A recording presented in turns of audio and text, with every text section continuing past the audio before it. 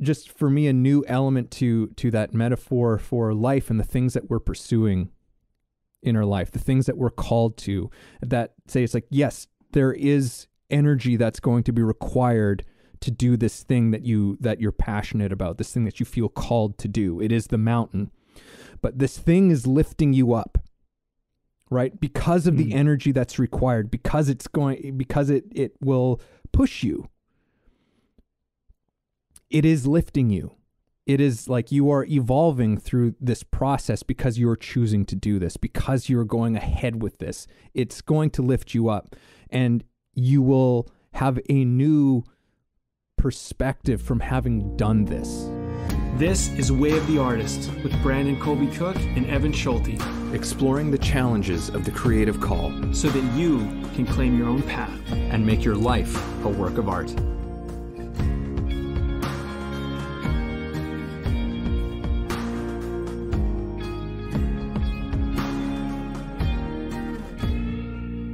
All right, everybody. Thank you for joining us. Thank you for joining us on Way of the Artist. We're here to discuss all kinds of things about creativity, life, art, all that kind of stuff. If this is your first time, welcome. If this is not, well, then welcome back. We appreciate you. So today, this topic is one that, I feel like covers some similar themes, like a lot of similar themes that we cover, but I feel like we got like a new kind of angle on this one, and this one's been cooking for, I don't know, probably about like a week or two. Brandon, you said we were having just a chat on the phone the other day, and you brought something up that is something that I remember because it's from yours and mine's good friend from beyond the grave, Mr. Alan Watts, talking about, well, a kind of perception shift, I guess, of sorts. And I'll let you go into what that thing is. But I remembered hearing this from one of his lectures, and we got into that, and I thought, you know what? That's something that I think there's something here worth exploring, and it has to do with perspective, and in so many different ways, and I guess the way in which we gain new perspectives and bigger perspectives. So I'll leave it there, Brandon. Handing it off to you. You have the baton. I thought your intro was hilarious. It was very like, I don't know. It just felt like you were like just doing the thing. I don't know why. It just was making me laugh. Anyway, you didn't say the title, but the title is All Perspective All the Time. And I've mentioned this on the podcast before because it's something I used to say to my students all the time. I mean, I still do, but it was one of those things. It's like, I really believe that it is all perspective all the time. It's all about how you see it. It's all about how you look at it. And not just that, you've said this many times, Evan, you said, attention is magic. And I think that has a lot to do with this conversation as well. Is like, where are you putting your attention? What's that focus on? Because you can be focused on you can be doing the same thing, but you can be focusing on something else. So Alan Watts' kind of comment, and I'm paraphrasing how he put it, but when you're climbing a mountain and you're thinking about how hard it is to climb up this mountain, remember that the mountain is lifting you. And if you're focusing on how the mountain is lifting you, maybe you'll appreciate the climb. Maybe the climb becomes not such a arduous, painful, difficult thing. It becomes, hey, like, look, if the mountain wasn't there, you wouldn't be able to be lifted, Mm-hmm. At least not in that way, So, when we climb something, we go, oh, what an amazing view, but you were lifted to the view, right? And so I think this has a lot to do with our talk about Way of the Artist, because it's like when you're walking your way, you are, and it might be difficult. It might be really hard. You might be going through a really challenging time. Consider that you're being lifted. Consider that you are being lifted up. And that's part of why it's difficult. And if you have that perspective, you're in this difficult time. You might be focusing on like, how is this making me better? Like, how is this raising me? And I do think that we can get in our heads where we can think something's hard and it means that it's hurting us or destroying us or taking away from us. And I think you got to be very careful about that perspective, because just because it's difficult or it's painful or it's uncomfortable, or even if you feel like you're losing something, sometimes things need to be cleared out of the way so that you can actually have the space for what you're meant for. And you don't always know. Hindsight, they say, is 2020 and everything will become clear. But in the meantime, I do think that you navigate to some degree your own journey. I do believe, like, I don't think that things are predetermined. I'm just going to say a couple things that I think are worth mentioning from my perspective, and you don't have to agree. You too, Evan. No one has to agree. But I believe in free will. Now, whether we have free will or not, we sure feel like we do. It sure seems like we do. So whether we do or not, but if things are predetermined and nothing matters, then why do anything? Why not just let it all animate you? And you know that won't work. You know it won't work because, well, you go, well, I'll laze around and then I'll do this, but that was always predetermined. I was always going to laze around, blah, blah, blah. Okay, fine. But like, if you keep following that road, I think ultimately what will end up happening is you'll find out you get disgusted with yourself into the point where you feel you need to take action or something, or you need to end things or whatever. It won't go to a good place. It will go to a painful place, and pain will force you to move. My dad used to say this to me all the time when I was growing up: enough pain and you will change, which I do agree with, but I don't always think it's the best way to go about life. I don't think you should always make it be pain that makes you make good choices. But there was a wisdom in that if you want to keep fucking around, enough pain and you'll stop fucking around. I mean, or you'll do something. You'll because you won't sit on a fire forever. Mm-hmm. But if your life is just sitting on a fire all the time to get yourself to do something, I feel like that's your lowest form of personal will. And so free will is not necessarily about making the right choice. It's just about having a choice and recognizing that you have a choice. And sometimes the choice you make will lead you to pain. And then you'll go, well, what's the point? I just led myself to pain anyway. But you tried something. You did something. And we talked about try last week, but you did something and it didn't work out. But at least you did something. And that was your will to do it. And you're going to learn by actively trying. And the more that sometimes I think the more you get wrong, the more you figure out. But if you climb a mountain, for example, you go, oh, that mountain looks great. I want to climb that mountain. When you look up at it, you might think, hey, it doesn't look so hard. And then all of a sudden you're in the middle of it and you're like, well, this is really hard. This is really difficult. And this is really painful. You don't always know what the journey is along the way. Like, when you look at a mountain from afar, and I know I feel like I'm talking around like the whole idea here, but like when you look at the mountain from the valley and you go, wow, that would be great. Let's climb that. You're not seeing the cliff edges and all the rocks, it's covered by trees, or, there's just things that you're not always going to see. And you're not going to understand from your perspective what you're going to have to do to get to the top of that thing. And so when you're climbing it, try to remember why you would even climb it in the beginning. Like, and try to consider that, yeah, it might not be great here in the middle, but it is bringing you somewhere that you couldn't get to if it was flat. And I think that's a really important perspective to have, because I think a lot of what we try to talk about in this podcast is that, like, things are difficult, but our relationship to pain at times or adversity at times, it can just use a little adjustment.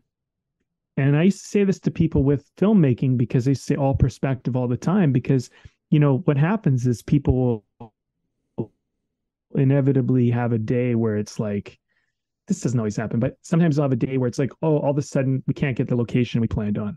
Why is that a good thing? Like, and it's really hard to see in those moments because they know this was the perfect location. This was where we were meant to shoot. Like I built the whole film around this location. It's like, okay, great. You can do that. You can choose to marry yourself to that story.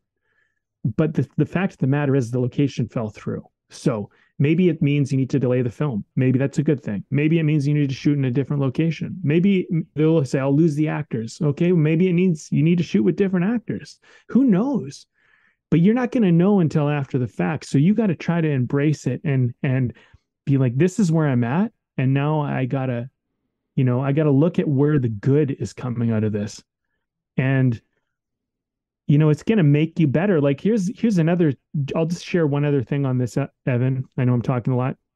Maybe it's to make you a better filmmaker because you're all caught in this film and you're thinking, oh, this film's the most important thing in my life. But you know what? A good filmmaker is adaptive. A good filmmaker is creative and flexible and, can move on their toes a little bit. And maybe this is about your greater vision as an artist than it is about this film and this moment you're doing. But you won't know that until later. So right now you got to try to have the perspective that, hey, this is somehow an opportunity to lift me, right? You could see it as something that's tearing you down. I just don't know how it's going to really do you any favors in life, So all perspective all the time. That's kind of my presentation. Yeah, no, I mean it's a good presentation, solid presentation, and sign up 1995. Yeah. 3-part course. Yeah, no, I mean, just kidding. It's and I just think in terms of like thinking of perspective or your point of view, right? Which is something that, coming from an acting background is absolutely massive. I know that John Malkovich says that if he understands character's point of view, he understands how to play every scene that he's doing. And I've had another teacher say that it's essentially like every character that you play is like got their own set of goggles on, and everything that they see is through those goggles, and that informs so much of how they respond to what happens, to other people, to the world. And we're no different. Like, I'm talking about it in the context of acting, but, actors are very much deeply concerned with how people behave and why people behave in the ways that they do. So hopefully this should give us some broader perspective as well and in that respect. And so much of what I think that we talk about on this podcast is I think about perspectives, and I think that we're always searching for, as human beings, I think that we're always searching for better perspectives. I think that there's a part of us that on some maybe deep level, whether we're conscious of that or not, that understands that we have flawed perspectives. You know what I mean? That understands that, like, I don't know everything. I have very limited, and so we're always searching for better perspectives that can help us to thrive more. That can help us to have more joy in our lives. And sometimes I think that that's usually always the goal, but sometimes the things that we end up actually taking on and adopting actually work against that. We think that it's working for it, but they can sometimes work against that. And I think that what I love about this, the origins of this conversation and that whole thing that Alan Watts was saying in that lecture, and it is exactly that thing where there's this perspective of a lot of people think of if you are doing a hike up a mountain, doesn't necessarily have to be up a mountain, but it works the best, I think, for in terms of what this topic is, where, yeah, you see that there's that place you want to go. There's the summit, or there's the lookout point that you're trying to get to. And you can view the mountain, you can view the climb as an obstacle to overcome. That's one way of doing it. What I love about this is that it's a little perspective shift. It's like, yeah, but you also realize that the mountain is the thing that is lifting you up. The mountain is the thing that is going to provide you that perspective.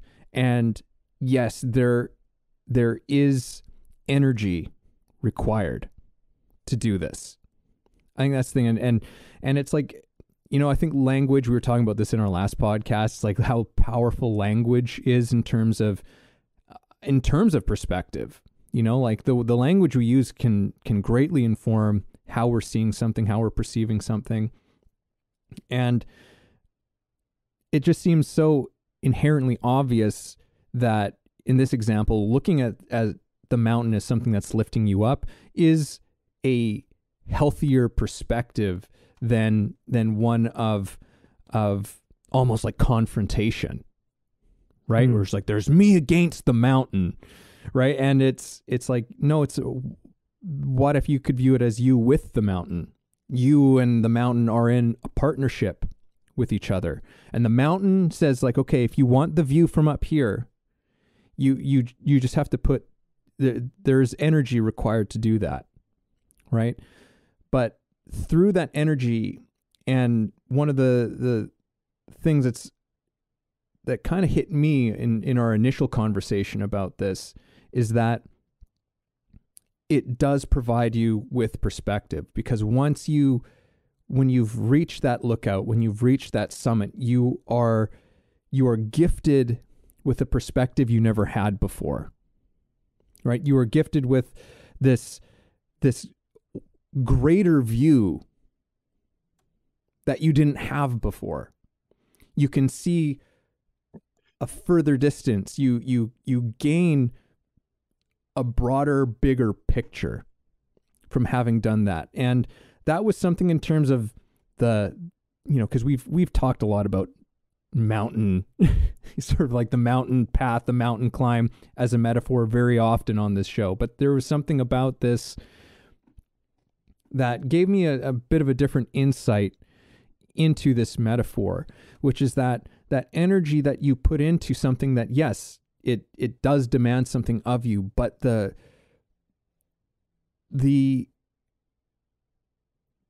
I think I was stuck almost on this idea of like, yes, but then you've made it to the summit. There's still almost like this, like that. Yes, the goal was just to make it to the summit, and you've done that. Great, wonderful.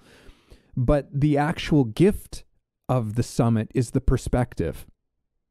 I think that was what was something I hadn't really necessarily considered in our past conversations around this, which is that the gift isn't, whatever the thing is, whatever the reward is necessarily. The reward is actually the perspective.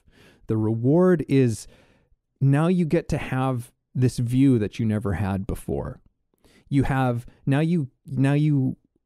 your reward is a new understanding about yourself, a new understanding about the world, a new understanding about, because you've just opened up your view.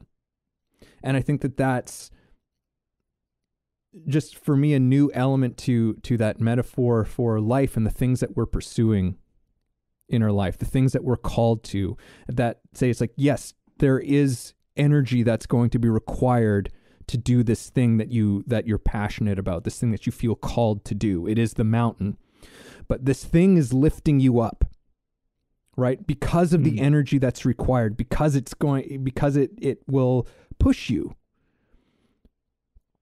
It is lifting you. It is like you are evolving through this process because you're choosing to do this, because you're going ahead with this. It's going to lift you up, and you will have a new perspective from having done this. Yes. So That's important. It's important because now you'll see the world differently, and you might even be able to see more of it. And that's important. And this reminds me of something actually about positioning and how much this actually relates to this whole conversation, because perspective is important, but in the physical realm, and not even just in the physical realm, but it actually is so much more. It's in the realm of social status. It's in just the realm of where's your head at? Where are you in the world? How are you doing in life? All of this stuff. Position is such a big deal, and people don't realize this. A lot of people get jealous and envious of people, and they go like, well, it's not fair. Like, why is that guy dating that girl? He's not even that good looking, or whatever. Like, they have these stories and these things they say. And the reality is a lot of life is just being in the right position. And you go, well, that's unfair. And it's like, put yourself in the right position, and you'll find out that the things that are not possible to you are all of a sudden possible. I mean, I think about hockey.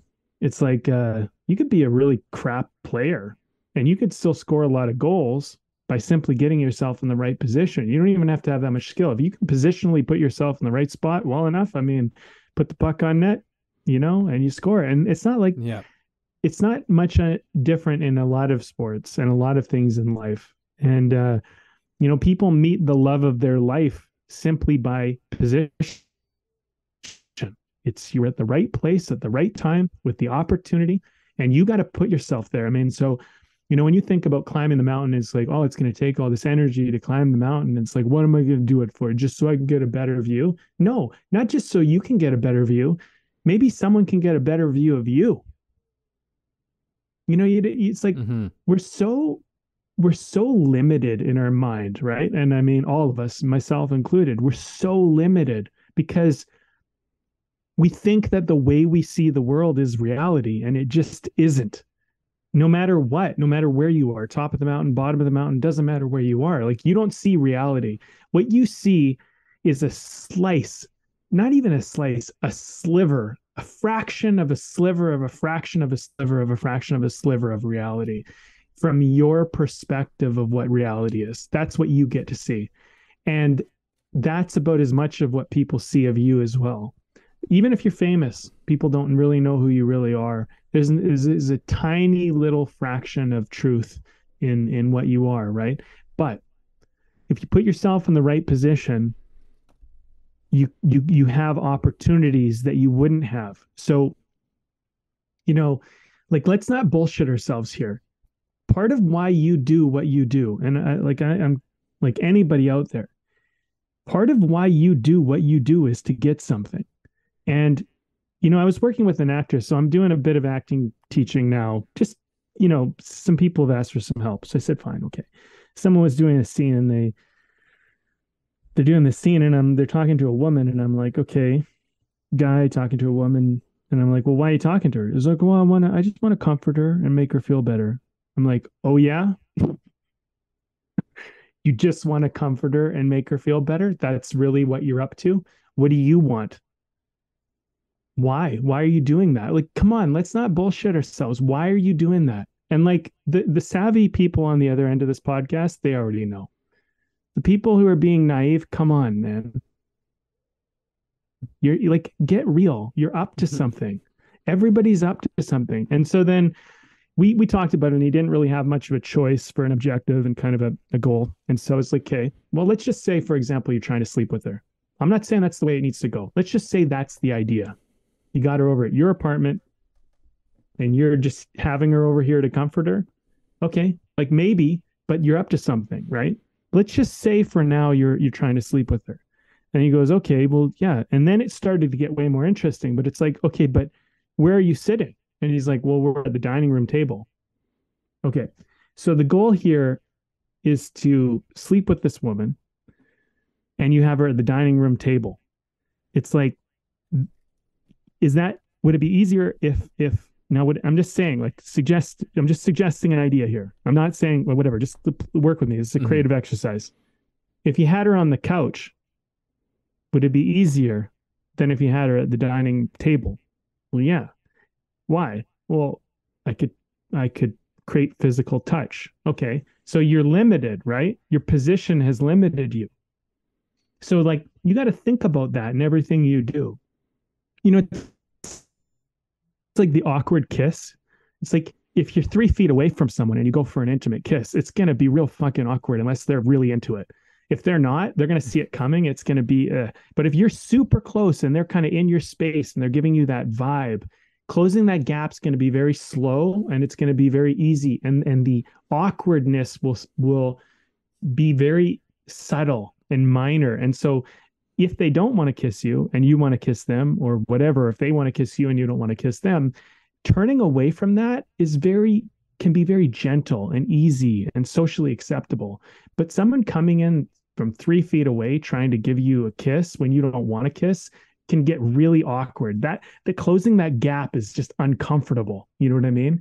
So everything in life is positioned. So part of your perspective is about putting yourself in a position where the perspective of what you want becomes attainable. Because if you think, oh, I'd love to have this, if your position is far awkward from it, of course it doesn't feel attainable to you. That's awkward for anybody. That's not a comfortable gap to close for anybody. So you got to kind of think about it this way. Like when you're climbing the mountain, you're also putting yourself in a position to see, a position to do things, a position to be seen, So part of why you do the difficult thing is so that you can be in a different place than you are currently. And, like if people get fit, they don't just get fit for their health a lot of the time. They get fit for attraction. Or sometimes they as they're getting fit for attraction, they're also, hey, look at this. I have the benefit of I can do these other ththings too. Like there's reasons why we do things beyond the obvious, And so my point is just as we're working this idea out, it's not just about what you see. It's about what you make of yourself. It's about the environment you put yourself in that matters, Yeah, there's a number of things in what you just said that are interesting to me in terms of this conversation. One of which is like you mentioned this one thing. It's like, oh, like the person who's kind of begrudgingly like, well, why would I want to climb this mountain? It's just like, well, then maybe for one, then maybe that's not the mountain for you. That's not the right mountain. Like there's like you're pursuing something that is probably not your pursuit. That's for somebody else. Like there should be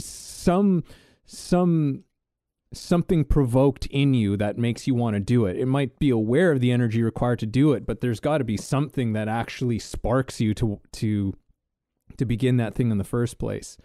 And yeah, this thing of perspective, perspective in terms of position, as you're saying, like it is one of the interesting things that's also coming up for me about this metaphor is that there's a different perspective that you have from where you start to where you finish, because you only know that peak at the beginning from how you see it from the ground. You don't actually know it until you've climbed it. And once you've got up to the top, it's not the same as it was on the bottom. Yes. Right? Like it's not the same thing. Like, and which is, it's quite mind-blowing to me actually how much you can take this very natural metaphor and how much it rings true for things, because it's like when you set out to do something from the beginning, there's always your idea of the thing, and then there's the reality of the thing, and you don't know the reality until you actually do it, until you actually experience it, and it's not the same, and you know that, right? And then sometimes you are in a position where it's like, okay, you've reached that summit, And there might be people down at the bottom who are looking at you up there, and it's like, oh wow, look at that thing they did. And for you, it's just like, oh, I don't know. Like I just climbed up here like one step at a time, you know, and it's not the same for me up here. It's not what you think it is, you know, for like being up here as it is when you're down there. You know, so there's a few things going on for me in terms of that, what you're bringing up. It's a good point to bring up. Can I mention something before you skip on to the next thing? Just a real quick note. Yeah. Have you ever cliff jumped before, Evan? Have I ever cliff jumped? Yeah. I have not from a crazy high distance, but like 30 or 40 feet. Oh, I don't know about that high. I've probably done something between, I'm going to say 12 to 20. Okay. Somewhere in there. Yeah. Well, 10 meters, by the way, like a 10-meter board, if you ever jumped off that, the pool is about 30 feet. But it's that interesting. I think I have done actually. Okay. Like a high, like a high platform, like not like a high board, but like a high platform I've jumped off. Okay. Yeah. Okay. So in my experience with cliff jumping, which, you know, I haven't gone to the extremes, but I've done a little bit of extreme, but like cliff jumping is interesting. And I just want to quickly, I'll try to be as quick as I can about this story. You know, when you're like a little kid, you know, jumping off the edge of the pool is one thing, jumping off a diving board is one thing. And then I remember jumping off the high board was super scary at a certain point. And there's tolerance, right? So you eventually maybe you do the 10 meter, 30 plus feet or whatever it might be. And you're like, okay, this is kind of scary and whatever. Well, I jumped from, I think the highest I'd done was 40, maybe 45. And then I climbed up, I went to this place and it was a 70, 80 foot maybe cliff. I remember looking up at it and being like, wow, that doesn't look so bad. And I remember getting up there and then looking down, and it was two different worlds. I don't know how to explain it other than to say this is not the same cliff I looked up at. It just doesn't feel like it. And something internally in me knew that this was going to be way more intense. And like, I don't know a lot about physics, but I just know that the increase of your speed like doubles every, like, I don't know, I think it's like something like every second or something, as innately you like know that. And jumping off of that cliff, first of all, was super frightening to even get over doing. And everybody down below was like, jump, man, go for it, you know? And of course, to them, they're seeing what I just saw, which didn't look so bad, but I'm seeing what I see now. And this is something to keep in mind as an artist, I think. Like, you look up at what someone's doing and you go, that doesn't look so hard. That looks kind of easy. But just wait till you get there. It might be a little bit different than you think. And so that's why I find that successful people don't really punch down, because they're the ones that have climbed the cliff and jumped off the cliff, and they kind of know what it's like. So when someone's up there and they're freaking out, they kind of have a bit of understanding and, you know, respect and appreciation for like how difficult that actually is. And by the way, I did jump and it was exhilarating and frightening, and the amount of speed, like, I don't know how to explain it. Like, at a certain point you've jumped and you're used to 30, 40 feet, and that's normal. And then you have another 30 or 40 to fall. And this amount of speed that increases between then and the water is just so much more. It's a totally different body feeling. And I just remember after I hit the water, the bottoms of my feet hit somewhat flat. Like, everything went in real smooth except my feet. And the bottoms of my feet hurt for like half the day just because they hit so flat on the water. And I think the point is that you know, now that I've done that, it's a little bit different. But what you think you can do, what you can do, what you've done, all of these things kind of matter in your perspective and your position in life. And so there's some things where you think, oh, I could do that if given the chance. And then you might find out, like, maybe no, like maybe if you got to that position, you wouldn't be able to. And then, you know, you just don't know.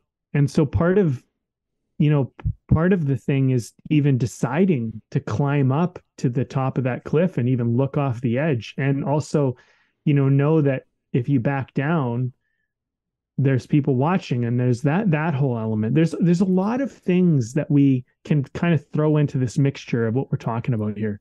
Yeah. It's like there's that pressure that comes with it when you're up there. That Yes. is part of the thing that you don't necessarily get from down below. Right. Yeah, and also that it's interesting that you bring up this notion that maybe this is too much for you. Maybe this is not something that you can do. And again, sometimes that comes from making the climb, right? You follow that call up to do this thing because you actually genuinely feel that call to do it. And then you get up to the top, and now you have the perspective of this thing. And you're like, okay, I'm here, and this is something that I could do, but you get there and you realize, like, but this is not something that I can do. Or want to do. Right? Like, yeah. and maybe you could do it, but you just realize you don't want to. And that's okay. Like, I think that's an important part of the journey. We don't talk about that a lot, but that's an important part of this journey, that you're on. It's okay to decide partway through the journey you don't want this anymore. You don't have to, just because you said, I'm going to do this thing and this is what I'm meant for. That's what you thought. And that's okay if getting to this new place makes you recognize, hey, this isn't actually what I want. I thought I did, but I'm realizing now I don't. That's okay. We can start again. You have new information.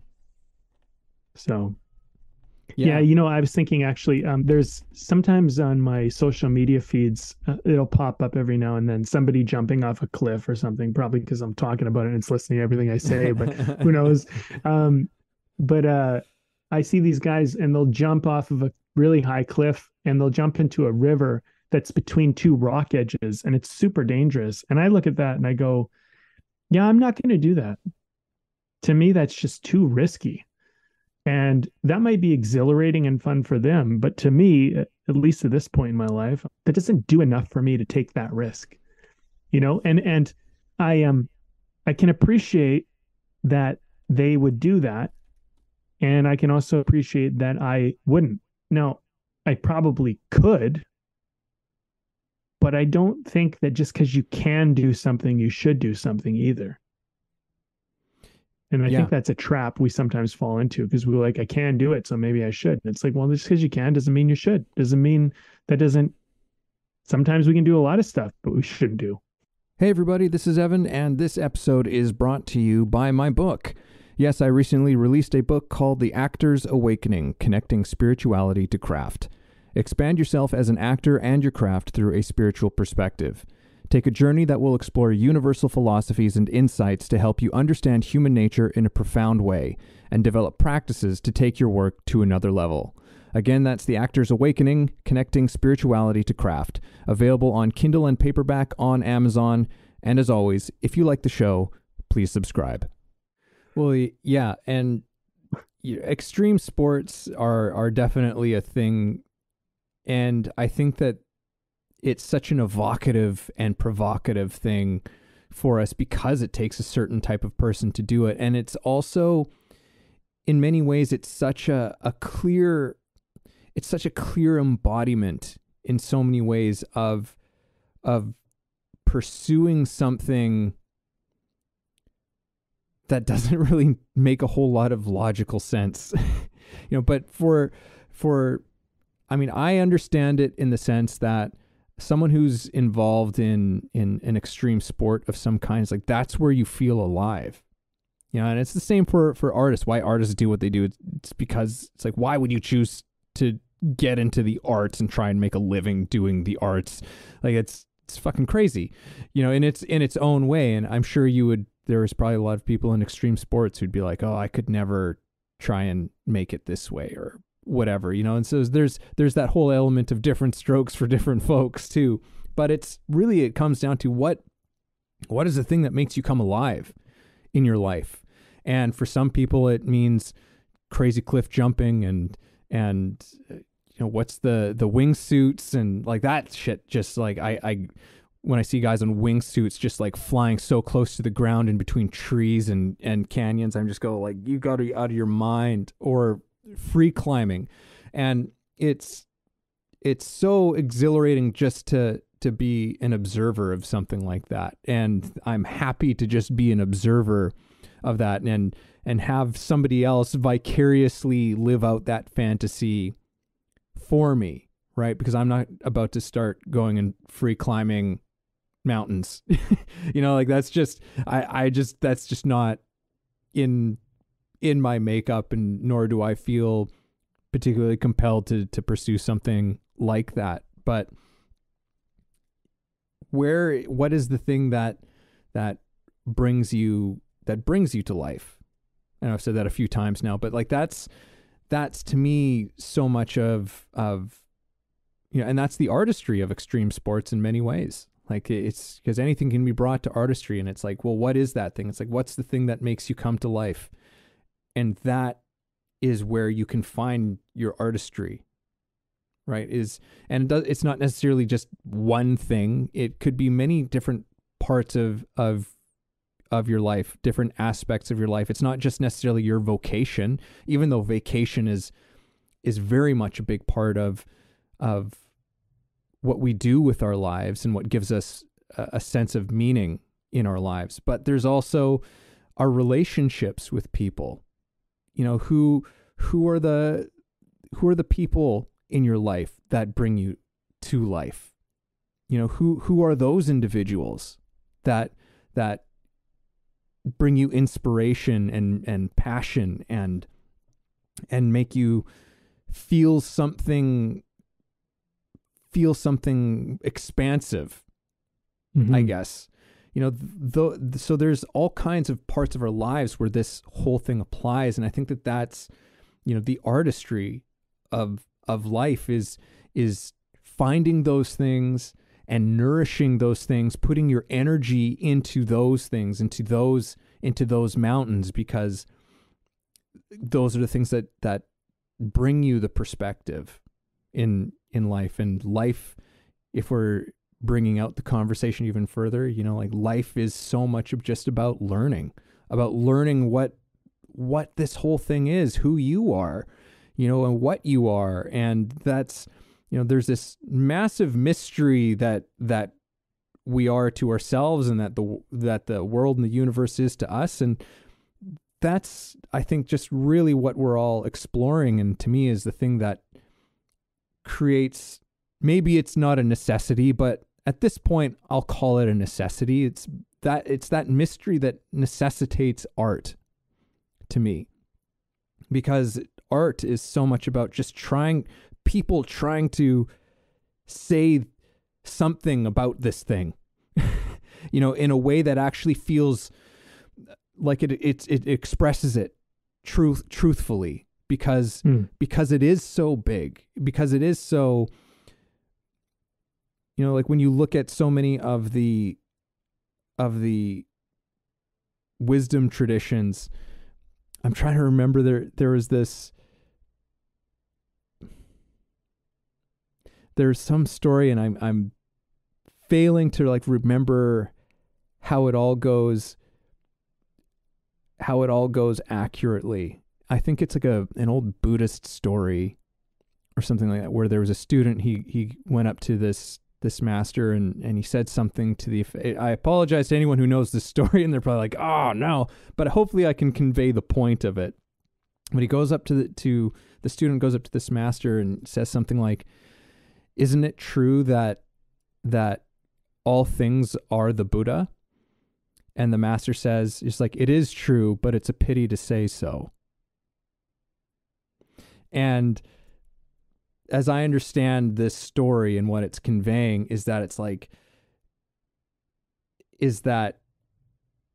in trying to put things into words, and in trying to express things in an intelligible, logical kind of way, you're already not saying it.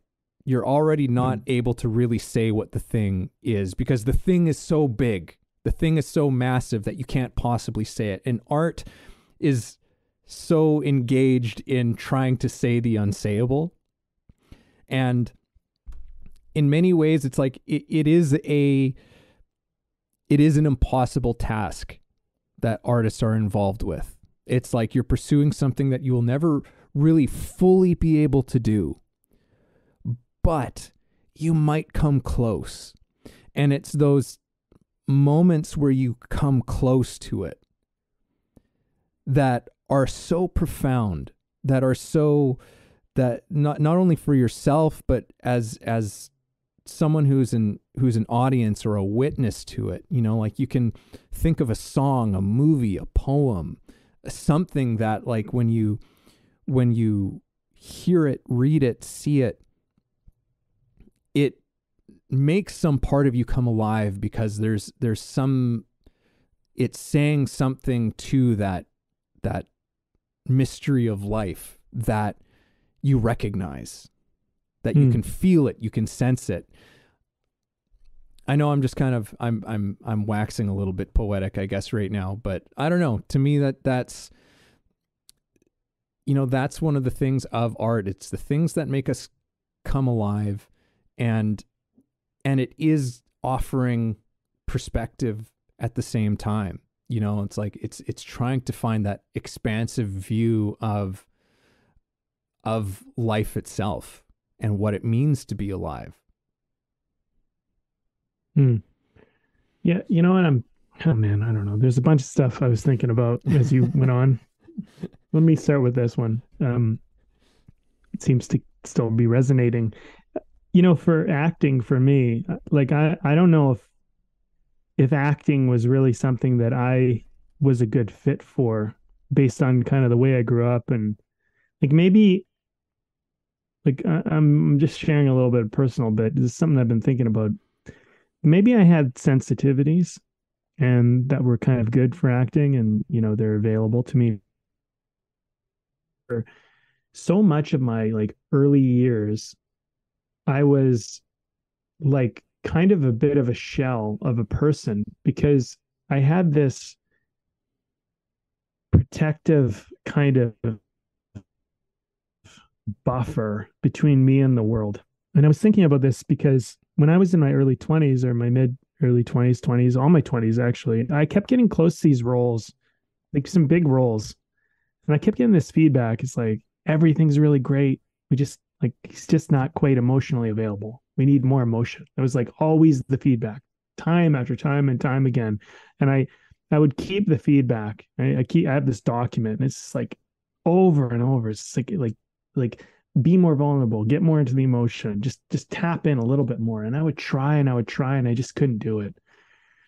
And I was thinking about that, and I was like, you know, most people now think I'm quite emotionally available, and I think I am. Like, I mean, last podcast I told a story, I basically came to tears just telling a story, you know what I mean? Like, because I'm very in touch sensitivity wise now. But when I was younger, like I was not, you know, I'm not throwing shade on anybody, but like I was neglected a lot. My brothers were older than me. My parents were busy doing work.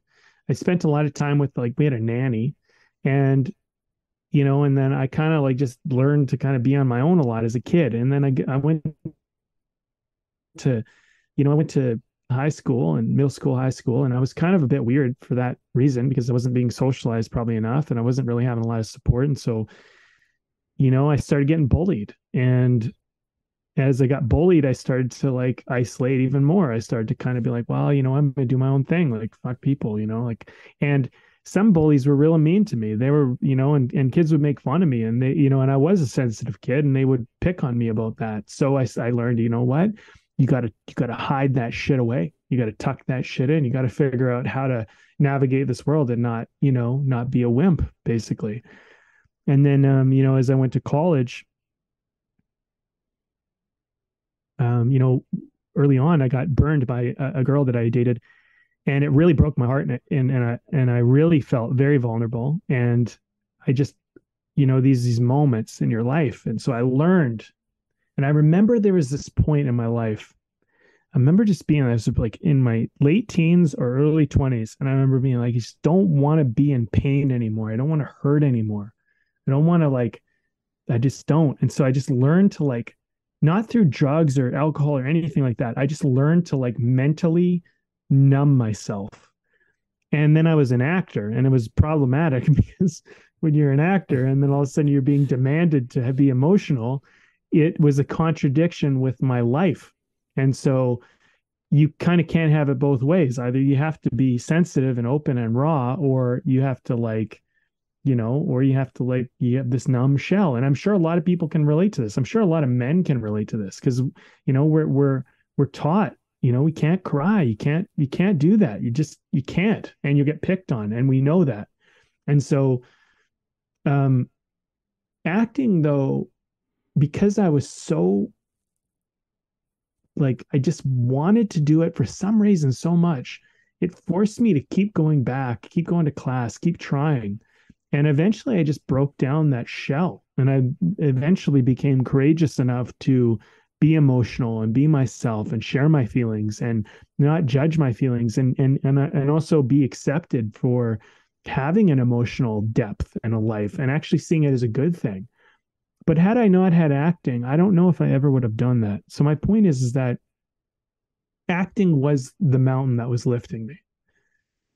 It was getting me in touch with something that if I would have just worked like some iron steel type of job, in the mud, and I could just go to work and tuck away and have a beer, I never would have had to ever face it. I could have tried to hide it for my whole life. I don't know how successful it would have been. I don't know what that would have led to, but I'm just saying that I never would have had to push on it.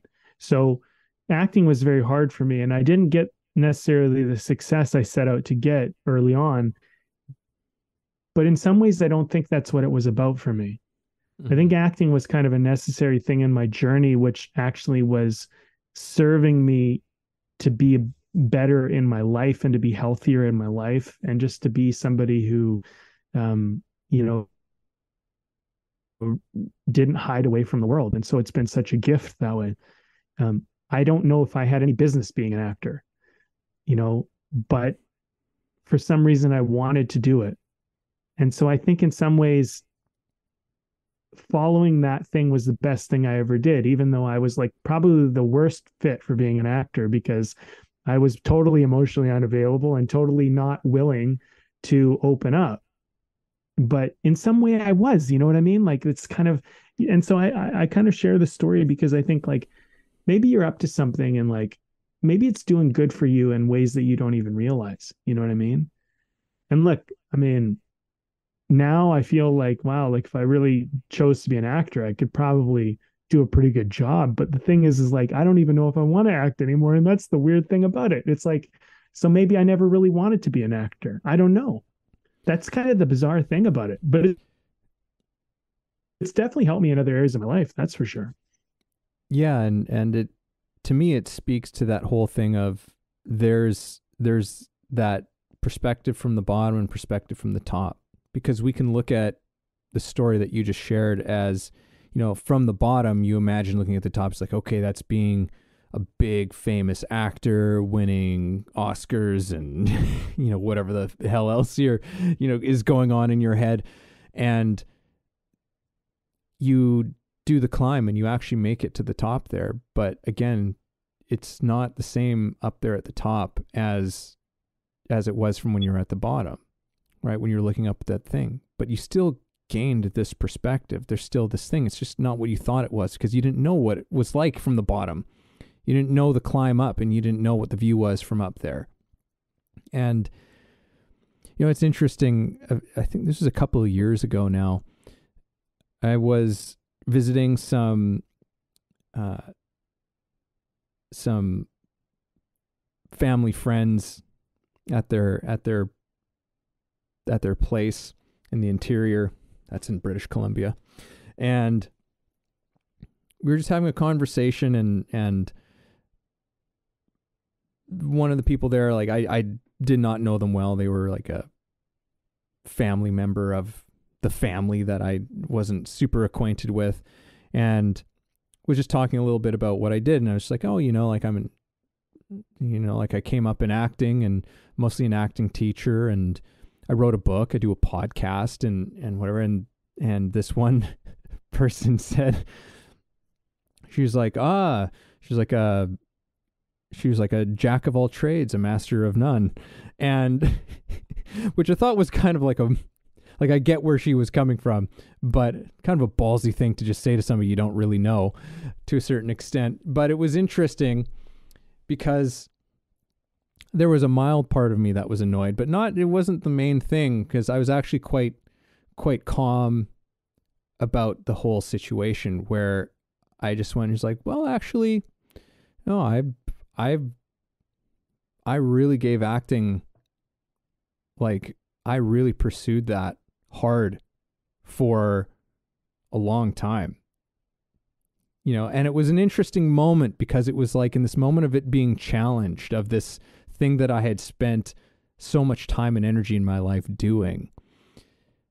I had this perspective at the end of it. It's like, okay, yeah, you know what? Like I didn't become the a big A-list actor that I had imagined, but at the same time, this pursuit that I did had given me so many other things. Like it's my friendship with you, this podcast, my wife, like my wife.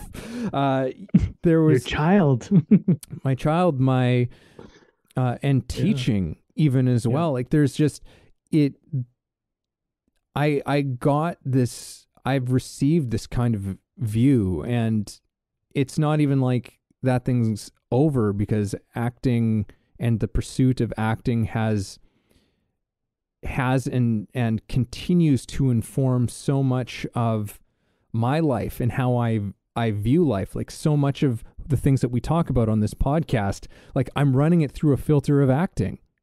Like it's given me a way of seeing the world. It's given me a perspective, and I share these things hoping that, they can help shed some light on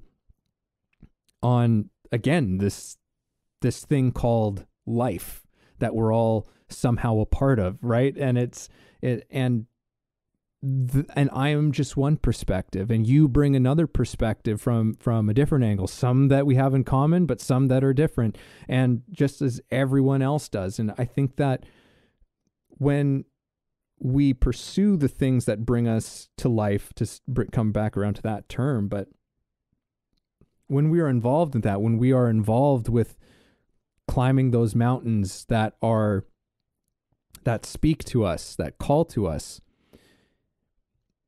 we get to gain these perspectives. And then one of the gifts that has is that then we get to share that with other people too, right? We get to, and by us all being able to share these things, we are able to understand each other better. We are able to, hopefully go towards something that's brighter in the future, because there are challenges and struggles on the way there, right? And we only get to do that, and we're only able to lend and share those perspectives by putting in that energy.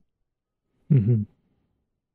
It's interesting, because like the perspective of what success is, people might think, well, there's this, this is what success is. And I don't know if you agree with this or not, but I just think it changes. I had a thought the other day. I was like, when I was younger, all I wanted was to matter. I wanted to like be a big deal. I wanted to like be included. I wanted all the things I didn't get as a kid. I wanted people to feel like they'd make time for me. I wanted to be included in the cool group. I wanted, and there's a lot of wounds there that I was just trying to like, I want that stuff. And and I feel like I achieved most of that. Like, but in my mind, when I was really young, I had to be super famous and wealthy and all this stuff to do it. But it's like, no, you don't actually. You just start connecting with people, and you start creating stuff, and you start, doing stuff, and you'll have all of that. It's not actually as big of a mountain as you think you got to climb. And then once I realized that, I was like, well, I don't know, like, do I really want to be like famous and a big actor? I'm like, what a pain in the ass. Like, I don't want people pestering me all the time. Like, I like my alone time, you know? Yeah. It's like, And so then it started to flip. and not knowing who sorry, your friends really are. Sorry to, oh but yeah, yeah, yeah, just yeah, exactly. There's another thing, right? So that's a part of getting to the top of the mountain when you have everybody around you. I don't know if you remember my 30th birthday. I had like 100 people at my party, right? Um, and that was fucking packed with people. How many people of those people I talked to today? Like, not many. You know what I mean? Because there's a lot of people that, I don't know. It was probably political. They like showing up to my party was probably part of the. This is kind of the thing. You know what I mean? It's like those aren't real. Like, you're here, you were at my party, but like not everybody's like you, and not everybody's like a friend that I connect with every day. Now I'm more like, no, you know what? I just want a handful of good friends, and that's good enough for me. And everybody else, if they want to connect, I'm totally open to it. But I'm not like, I don't need that big group anymore. And so things change. But like, how much bigger does it really need to get? I mean, that was for me, like that was, I had this big 30th birthday surprise, and it was kind of spectacular in a way, and that's always kind of what I thought I wanted, or at least for some time I thought that's what mattered. And then I kind of came to the conclusion that I'm like, wait a minute, this isn't what matters, and I thought the other day, it's like, when I was younger, all I wanted was to be like kind of famous and be a big deal and matter to all these people. And I kind of achieved that. And now all I really want is like, a good wife and kids and to build a life together. Like, it's like, and like some people, that's what they're doing. And they're thinking, oh man, all I want to do is be famous. And I can tell you, like, look, man, your mountain, my mountain, they're the same fucking mountain. Like, they're like, you think there's something else that's incomplete. I feel like there's something incomplete. It's just like, that's just life, right? Like, and so, I think sometimes you climb a mountain to find out that like this isn't really the point. And I climbed some mountains, and I mean, there are many more bigger mountains to climb for sure. I'm not saying I climbed the biggest one, but you look at the next horizon of the next mountain that's on the same path you've been on, and you go, well, I climbed this mountain. I don't even want to climb that mountain, because if it's just more of this, maybe this isn't what I want. And then you start looking around and you look at the other mountains that are maybe in a different direction. You go, well, that might be a nice mountain to climb. And I talk to like married people, and they're like, oh, I've literally had this conversation with people, Evan, this week. And I mean, they're like, don't get married, man. Your freedom's awesome. Like, I've had people say that to me, and I'm just like, yeah, that's funny. But then I see them playing with their kids, and I'm like, man, that seems pretty fucking awesome to me. You know what I mean? So it's just funny. Perspective is funny. Right? Like, it's the grass is always greener, right? Yeah, exactly. But I think this is a really important thing. Like, I'm not saying that I did it right or wrong. I'm saying I did it my way to come to my discovery. And I don't think anybody should follow my path and do it my way if that's not the way for you. It's just the way that I needed to go. But I followed a path or walked a path, or even, you know what? I didn't follow it. I climbed and worked very hard at a path for a while. And I realized at a certain point, I wanted to change direction. And that was hard. I don't want to understate that. It's very, very hard to change a path when you've committed to it for a long time and going, but I've always walked this way. I put so much time and effort into this way. I've invested everything into this. And to change course at that point is very difficult. But I have had a lot of hearts myself where I said, you know what? Yeah, but I don't know if I really want to keep going this way. I don't know if this is what I want. And that was rough, because now when you feel like you're climbing over somewhere else, you feel like you're starting from square one all of a sudden. But this is something I've had to remind myself of. I'm never starting from square one, because the person that climbed the mountain never changes. The person that climbed mountains still climbed mountains, no matter what mountains they climbed. Even if they were the wrong mountains, they still climbed the mountains. And so, all I could really say to someone is climb your mountain, because it's not the mountain you climb, but the person you become climbing that actually is what matters. Yeah. And that's that's a whole other probably talk, but you get my point. When you said you did it my way, I just had Frank Sinatra playing in my head. Yeah, nice. Well, let's tie a bow on this one. and wrap it sounds up, good I to me. think. Yeah, I think I'm we're at- drinking. I'm just gonna jump into it. I'm drinking Tiger Shark from Phillips Brewing and Malting. I'm almost positive we've had Tiger Shark on here before. Again, this isn't an ad; they're not sponsoring. But hey, Phillips, if you'd like to sponsor us, that'd be fantastic. So this is what even is Tiger Shark? I'm trying to remember. It looks like a hazy ale of some kind. It is a pale ale reimagined, is what it says on here, and it's terrific. I mean, I know that Tiger Shark is one of their, like, it's a regular in their rotation. They produce a good amount of it. Typically, like when the weather starts warming up, it starts making its appearance, and it's terrific. They always, like, I'm almost never disappointed by anything that Phillips puts out there. They're pretty consistently knocking it out. So Nice. Well, I'm having another one from Lillooet Brewing Company, and this is their Wolverine ESB. and it's been extra good, man. special bitters. You don't see very many ESBs.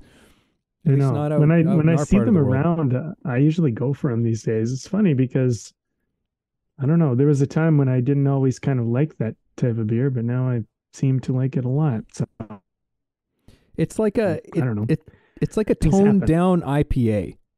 Yeah. That's how I kind of think of an ESB. It's like it's kind of there, but not quite. It's not doesn't hit you quite as hard with the hops on it.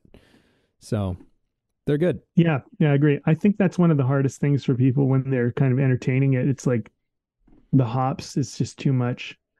I find, like, for me, like with sours, like, I mean, maybe I'll eventually open up to more sours, but I find if it's not too sour, I'm into it. But if there's a certain point where I'm just like, it's too much, I'm out. Yeah. Okay, well, let's wrap this baby up. All right. Well, I'll Yeah, go ahead. I think I closed off the last one, so I'll maybe go in first. I'm just gonna. I feel in a conversation about perspective, I want to take it back to where we began, and the whole thing of from Alan Watts. It's like to remember that the mountain is lifting you. And maintaining that perspective, because I don't think that kind of perspective is just inbuilt and automatic for most of us. And to just, if you're on some sort of pursuit, just remind yourself of that along the way. It's just like the mountain is lifting you. It is lifting you. It is your friend. It is aiding you. It's making this thing actually possible. Without it, it's not possible for you to even do this thing. So it is giving you. It is giving to you. It's not just taking from you. There is a relationship. There's a partnership that's saying, like, it's like, well, I want to go here, and she's like, well, I can get you there. You just need to keep putting one foot in front of the other. Like, you just, like, there's no way around it. You've just got to put that energy into it. And even in this podcast, I've noticed that I have been very consciously using the word energy, right? As opposed to the word work, effort, all of this struggle, all of these kinds of things. It's just energy, right? It's like, where are you putting your energy, right? Because a lot of those other words, I think they come with all of these hang-ups to them, and it's just like, it's all energy. We're just we're putting our attention, where we're putting our energy, and so what is the energy you're putting into what mountain? And know that it's all about that perspective ultimately at the end of it, because you don't know at the beginning of that thing what it's going to be when you get to the top, what it is that you're going to see, the perspective that you're going to gain from it, but you are going to gain a perspective. So reestablish, redefine that relationship with your mountain, whatever that is right now, and with every other mountain that you are called to climb. Just redefine that relationship. It is lifting you. It's not against you. Well, that was nice. That was nice. What, That was what do I nice. say now, Evan? Well, let me add to this whole idea that the mountain is lifting you. I'll say it again because it's kind of the title of our episode as well, but it's something I would always say. All perspective all the time. Look at how things are serving you. Just trying to find that relationship because, you know, the tree is shading you. The tree is blocking the wind. You know, um, the ground is giving you a foundation. You know, like it becomes this infinite level of gratitude and appreciation. And Mm. this has been kind of a lesson that I've been working through for quite a while, but it's starting to kind of really solidify in my psyche and just way of being is that this whole world is everything. You can just be so grateful and appreciative of it. And it, when you do, it puts you in a state of love. And I truly believe that the state of love is where you flourish from. And I know that it's hard to find love sometimes. It's hard when you're cold or things are sharp or hard or difficult or whatever. But, you know, try to find the love in it all, try to find the appreciation and the gratitude of it all, see how it's all serving you. And keep in mind while you do that, if something is not good, don't convince yourself it is good. If it's toxic and bad, you know, you can still see it as a good thing, as this toxic person or event or group or situation is pushing me away from something of where I don't need to be, you know, or it's forcing me to find and dig into something about myself so I can stand up and show some character and integrity and principle in this moment when I otherwise wouldn't. I love the story about how you shared, oh, jack of all trades, master of none. No, actually, I put a lot of work into this. That's a moment where you had an opportunity and you got to redefine yourself, you know, and you can look at that as a dig or you can look at it as a thing, but like the whole world's just really kind of a test, in my opinion. And you get an opportunity all the time to be the kind of person you want to be. And so I think if you're going to be in response to this world, try to respond in a way that's in line with the kind of person you want to be, you know, like, and everything's an opportunity to demonstrate that. And so use it as an opportunity to build strength, you know. If there's resistance, remember that resistance builds muscle, you know. Remember that, you know, the cliff lifts you up. You know, all of these things. Sometimes if it's toxic, it means move away. You know, that can be good because maybe you're not meant to be there and maybe it will help you be. And remember, I talked about this earlier in the conversation, position.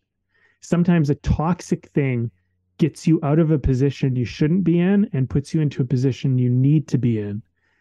And so, you know, you can work this out however you want. You can have faith in like God, or you can just think of it all as random and you're creating it. But whatever you do, I say, author your life and author yourself in a way that is serving you. Try to perceive this world as trying to help you, you know, and when you see it that way and you are grateful for everything it's doing and granting and offering, it's a totally different experience and it's a different life. And I'm willing to bet that's the life you want.